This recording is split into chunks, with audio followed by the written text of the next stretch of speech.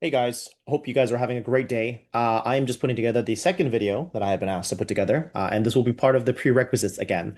I think these are some of these, again, newer things to a new trader.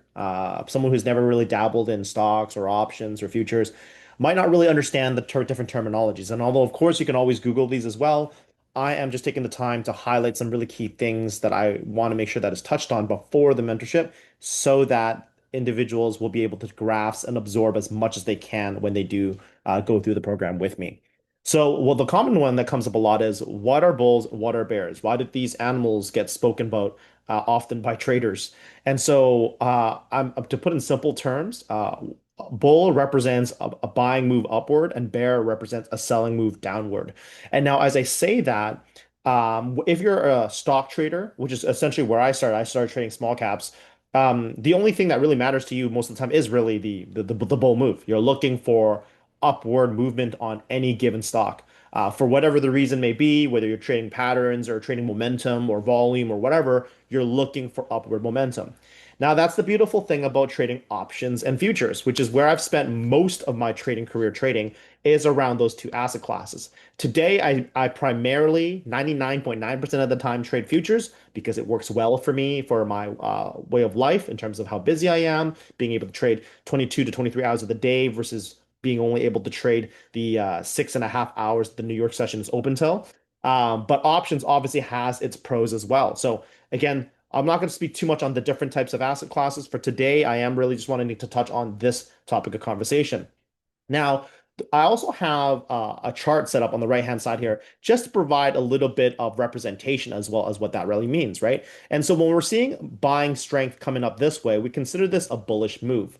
Now, depending on what time frame you're looking at, it could be simply a pullback for a larger move down or a larger move up. Really just depends on obviously the situation. In the same regard that if seeing the candle movement from top to bottom here, this represents a bearish sentiment. So this is a selling action. And so although we're not here to teach lessons of how to use the FF indicator, this is really a prime example of a really solid setup that you could have shorted off of the indicator, right? And that would be a bearish sentiment move, right? Um, Talking about bulls and bears. So how do you know, right? So when you're looking at bullish, there depends on what you're set up. Because I realize that after trading more and more that it isn't as simple as just looking at the candles for what they are. If you actually have TradingView or any kind of platform, you will see that there are so many different ways that you can actually trade the charts. Some types of candles I've never even seen before, and we won't go into too much of those today. But I am gonna talk about the more basic ones that you'll commonly see, and these are the regular candles you'd see, right? So you see the bullish candle. Basically, it's a green, gray, whatever color that you choose to set it, but generally green candle. This is what that represents. A bearish candle will represent more of a red candle, right? And so I'm just kind of showcasing this just so that you guys understand that as a day trader, it is important to understand how to read the candles. Now, again, I know every trader is going to have their edge and sentiment of what they trade. Some people trade volume, some people trade indicators, some people trade price action, some people trade all of the above. It again, to each their own, right? But I do predicate a lot of what I do with my entries and exits based on what the candles are telling me. And so this is an example of a bullish engulfing candle. Well, I think the terminology speaks for itself.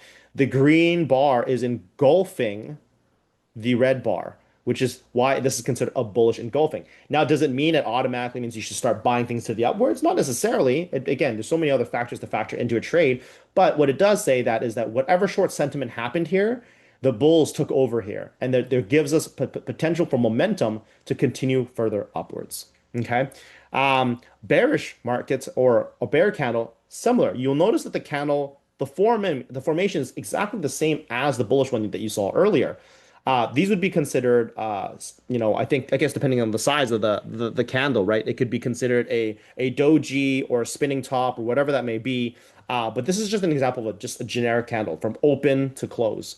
Okay. And so the bearish engulfing candle does kind of looks very similar, right? The red candle engulfs the green candle, which then indicates that potentially, if the next candle were to start, we could see a downward move. Okay.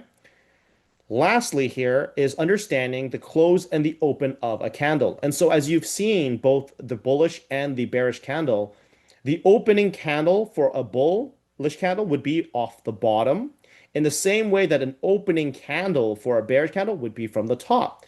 Reason being is the fact of the matter is that we're saying that if this was a bearish candle, the candle started off here and it moved up and down, which is what created the shadow of the wicks, right? And if the candle were to close down here, it means that we started our price here, but we closed down here. In the same regard for a bullish candle, if you were to open down here, you would have closed up here. Okay. And so this is just some very basic understanding of what candles are, what bull markets are, bear markets are. And again, maybe I should just say what bullish means and what bearish means, because to define a bull market and a bear market, there are much more things that contribute to that decision or that analysis, to say the least, right? So, anyways, hope that just serves as a very good fundamental thing. You can always replay this over and over again. I think it's important that you understand what candles are. We will go through candle patterns and all that type of stuff over the course of the mentorship, but for now, I want to at least leave it off with this, just so that there's something there to share with you guys. Thank you so much. I will see you guys next time.